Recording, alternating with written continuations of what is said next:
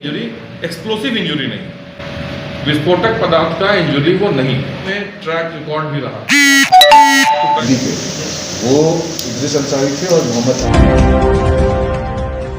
बांका जिलाधिकारी सुरेश भगत एवं पुलिस अधिकारी अरविंद कुमार गुप्ता ने एक नपटुलिया मदरसा में हुए विस्फोट के बारे में एक संयुक्त प्रेस वार्ता की। जिलाधिकारी ने कहा कि मदरसा कहीं से निबंधित नहीं है। वहीं एसपी अरविंद कुमार गुप्ता ने कहा कि देखने से साधारण बम लगता है जो सुतली से बांधकर कंटेनर में रखा गया था। पोस्टमार्टम में भी चोट लगने की बात कही गई।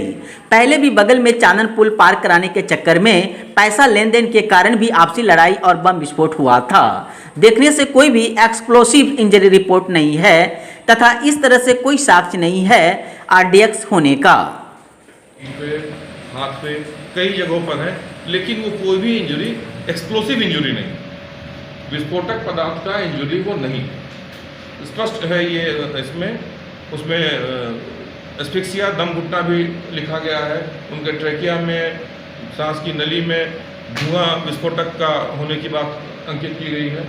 इस तरह की चीज़ें हैं, इंजरी भी है, लेकिन वो सभी इंजरी किसी भी चीज़ का इम्पैक्ट का है, कोई हार्ड एंड ब्लंट टाइप का, दीवार का, ईंट का, इस तरह की कोई चीज़ें हो सकती है। अभी तक का हम लोग का ये है। अब विस्फोटक कौन सा था ये एनालिसिस रिपोर्ट हमको एफएसएल का नहीं मिलेगा, तब तक हम उसकी इंटेंसिटी, उसका क्वांटिटी हम बताने में असमर्थ होंगे। हम लोग इंतजार कर रहे हैं, जैसे ही वो मिलेगा आपको हम लोग देंगे। कब तक रिपोर्ट लगता है कि देसी बम में इतनी इंटेंसिटी होती है कि दीवार गिर जाए उसके बिल्कुल बिल्कुल, वो डिपेंड करता है कि संख्या क्या है, उस संख्या बारूद कितना इकट्ठा होता है उससे करता है। फिर गर्मी है, कंटेनर है, कितने कि बनाने वाले इतना एक्सपर्ट नहीं होते हैं कि उसको कैसे रखा जाए और कितना बारूद रखा जाए। क्योंकि देशी बम का उस गांव में ट्रैक रिकॉर्ड भी रहा। तो पहले भी गांव में कई केसेस पिछले ही साल हुए थे जिसमें बमबाजी की घटना हुई थी, और उसमें भी इसी तरह के बम, सुतली और बारूद टीन टाइप का हम लोग को मिला था। तो हम लोग उस रूप में भी देख रहे हैं, और उसी इलाके के भी कई लोग एक्यूज थे। सर बड़ा सवाल तो ये है ना, जिससे इसकी पुष्टि होती है। कई तरह की बातें हम लोग देख रहे हैं कि चल रहा है कि आईईडी हो सकता है या है। अभी तक इस तरह का कोई भी साक्ष्य हमारे पास नहीं है उस घटनास्थल पर जिसको हम आईईडी कहें, क्योंकि आईईडी में बहुत सारी चीज़ें होती हैं। आप लोग बहुत विस्तार से कई लोग लिख रहे हैं, चल रहा है। आईईडी में उसका रिमोट होता है, उसकी बैटरी होती है, उसका तार होता है, बहुत सारी चीज़ें होती हैं जो कहीं से इन सब चीज़ों का को हम लोग कहीं से कुछ नहीं मिला। इसलिए हम लोग बिल्कुल अभी इसको रूल आउट, इस तरह का कोई आईईडी का एविडेंस हमारे पास नहीं है जिससे कि हम लोग कहें कि कोई ऐसी घटना है। हाँ, जो देशी बम का एविडेंस है वो पूरी तरह से हम लोग को मिला है, एटीएस की टीम को भी मिला है। बारूद कैसे ब्लास्ट किया ये जांच का विषय है। बारूद कितना था, बम कितने थे, ये जांच का विषय है।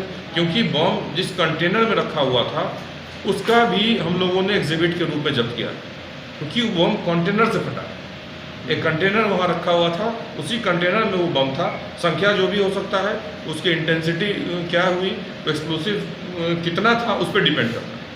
इसलिए हम लोग उसकी जांच कर रहे हैं, और यही कारण है कि जब दीवार से सटा हुआ था तो सबसे ज़्यादा इम्पैक्ट उसी दीवार पर हुआ, और दीवार गिरने से वो छत गिरी। जो हम लोग देख रहे हैं कि ऐसा नहीं हुआ ब्लास्ट होने से पूरा छत उड़ गया, ऐसा नहीं हुआ। ब्लास्ट से वो दीवार गिरी है और पूरा का पूरा छत बैठ गया नीचे एकदम स्ट्रेट। हम लोग आज जो देख रहे हैं टीवी पे या अन्य जगहों पर, लग रहा है कि पूरा मलबा बन गया है। मलबा तो बनाया गया, हम लोग उसको जांच के क्रम में जो हटाए हैं उस क्रम में, इसलिए वो मलबा उस रूप में नहीं था। छत गिरा, मुख्य कारण उसका वही था। हम लोग पोस्टमार्टम रिपोर्ट भी इमाम साहब का आ गया है, उसका भी हम लोगों ने गहन अवलोकन किया है। उनके मृत्यु का कारण डिफरेंट इंजुरीज है। नवटोलिया जो गांव है चांदन नदी के किनारे पुल पार करने के बाद वहाँ पे अवस्थित है। इसमें जो एक मस्जिद है और जो मदरसा चल रहा था वो करीब 18 से 20 साल पुराना वो था, और जो वहाँ पे इमाम थे वो करीब 10 वर्षों से वहाँ पे थे, वहाँ पे करते थे। ये जो है एक रैयती लैंड पे ये मदरसा जो है बना हुआ है। इसमें इसका खतियानी रैयत जो है वो बुरहान मियाँ थे, और अभी जो है ये उनका चक्षु मियाँ थे जो बुधन मियाँ के वालिद थे। अभी जो इसमें इमाम थे, जो कमेटी है मदरसा जो थी वो रजिस्टर्ड नहीं है। हम लोग मदरसा बोर्ड से रजिस्ट्रेशन होता है, मदरसा बोर्ड से ये मदरसा जो है रजिस्टर्ड नहीं था और किसी भी प्रकार का इसमें सपोर्ट या सहायता वो लोकल लोगों के मिलने कॉन्ट्रीब्यूशन से इसका चलता था। इसके संस्थापक जो थे मदरसा के मोहम्मद फारूक थे और जो सदस्य होते हैं वहाँ पे लोकल कमेटी के वो इद्रिस अंसारी थे और मोहम्मद अहमद हैं। तो ये लोग इसमें इन्वॉल्व थे। और इसके बाद जो है ये करीब रहती लैंड का है, प्राइवेट स्कूल टाइप की चीज़ है, निबंधित भी नहीं थी। इसमें करीब 50 से 60 बच्चों की जो है सूचना हम लोगों के पास है, वो इसमें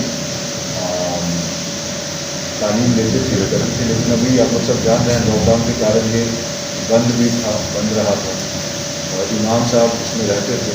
तो ये सब जो बेसिक प्रिलिमिनरी जो जानकारी वो है। इससे आगे जो इस पर अन्य डिफरेंट पहलुओं पे बात करने के लिए और हम एसपी साहब से अनुरोध करेंगे कि ब्रीफ में आप लोगों को एक बार बता दें ताकि जो भी अभी तक की वस्तुस्थिति है, घटनाक्रम है, जांच की क्या स्थिति है, ये आप लोगों को एसपी साहब से अनुरोध करने के लिए